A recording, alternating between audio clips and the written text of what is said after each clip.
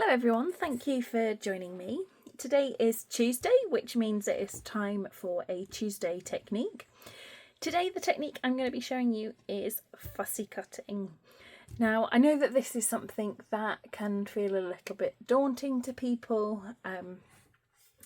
You know, it looks really complicated when actually there are a few kind of little hints and tips that I can give you that will make your fussy cutting time a little bit easier.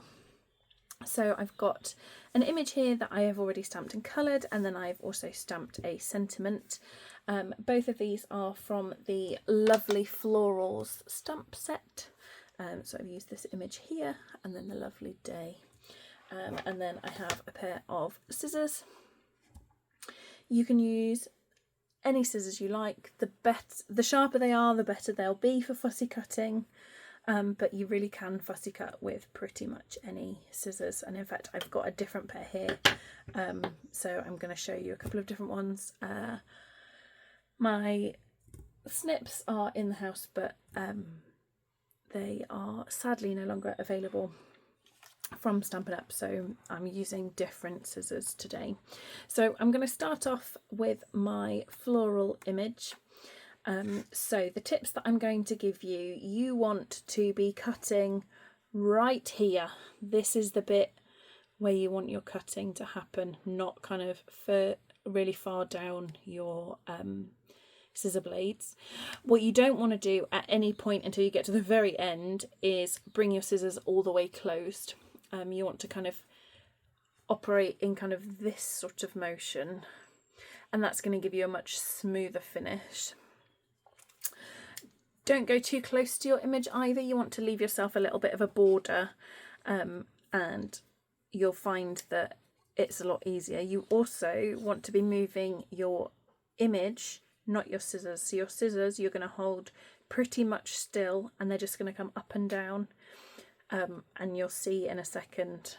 So if I start cutting, so I'm leaving a white border, and it's the paper that I'm moving, not my scissors. And you can go as close as you like, but my recommendation would be to leave some amount of white space, particularly kind of when you're new to the skill. It is something that gets easier with practice. And like I say, you want to be doing your kind of cutting quite close to where your blades meet your handles. And what you can do as well, you can kind of cut away, and you can always come back in a section as well. You decide that actually you want to take out that extra bit there. So I'm just coming in with my scissors like that. And by keeping my paper moving and keeping my scissors doing that motion, I'm not going to end up with lots of like pointy edges and things. It's going to give me a much smoother finish.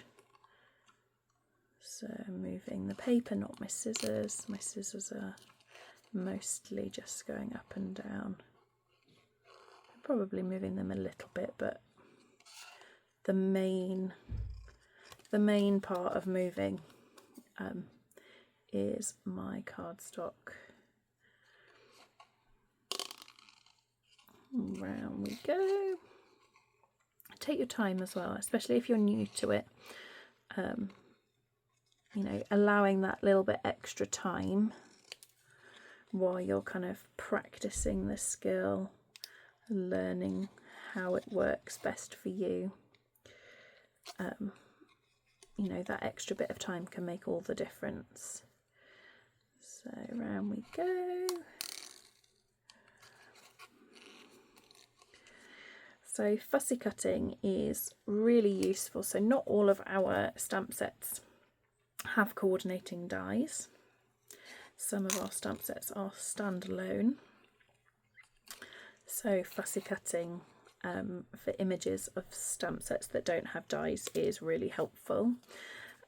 Also, sometimes you might want more of a border or less of a border than a coordinating die gives.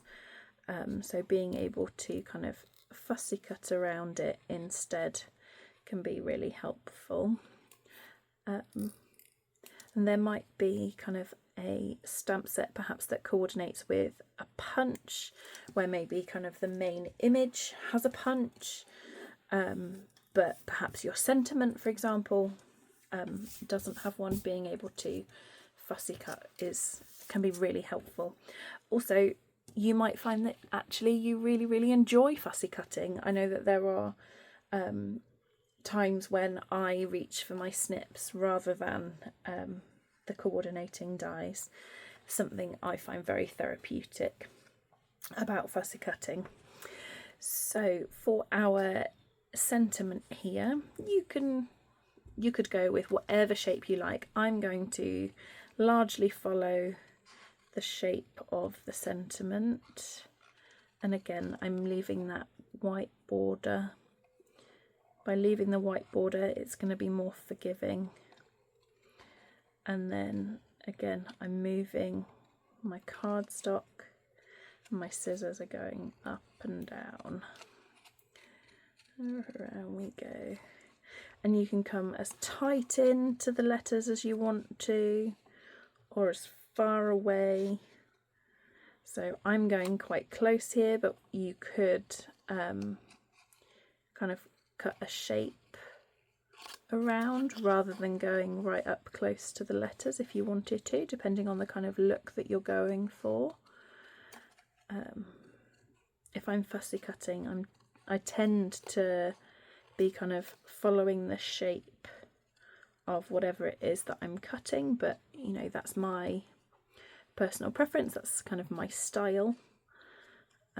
Obviously you'll have your own style, you know, and it's not about making it perfect, you know, it's just about kind of creating a shape that works for you and for the project that you're creating. So here we go, and then around that last letter there. And you could separate them if you wanted to. So this sentiment, if I wanted to, I could take the day off the bottom, either because I'm using just the sentiment lovely, or because I want to split them. So I'm going to put them both on my project, but I want to kind of play around with the placement. So you could do where your kind of more scripty letters are cut kind of super close, but then your other letters are kind of in more of a shape than kind of following the letters. So you see how you could spread them out on your project, which is one of the benefits of fussy cutting over die cutting. I mean, you can cut apart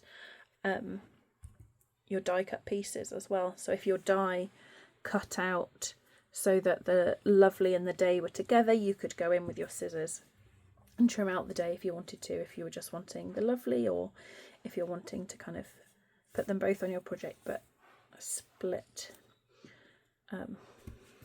Yeah, so that's today's technique, fussy cutting. I think it's something that a lot of people, if you haven't really done it before, it can be really daunting. It feels a bit tricky. You don't really know how to kind of get that nice, smooth, finished image.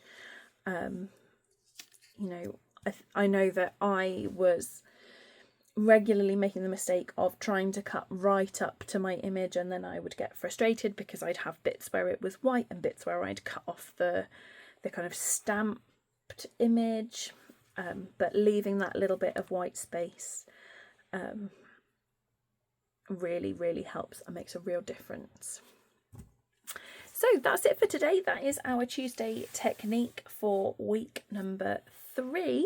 I do hope that you will come back and join me again next week for next week's Tuesday technique. If you've enjoyed today's video, I would love it if you would give it a like, and if you haven't already, I'd love it if you would consider subscribing to my channel and ringing the bell to be notified of any new videos that I post. Thank you so much for joining me. I hope you have a wonderful day. Take care. Bye.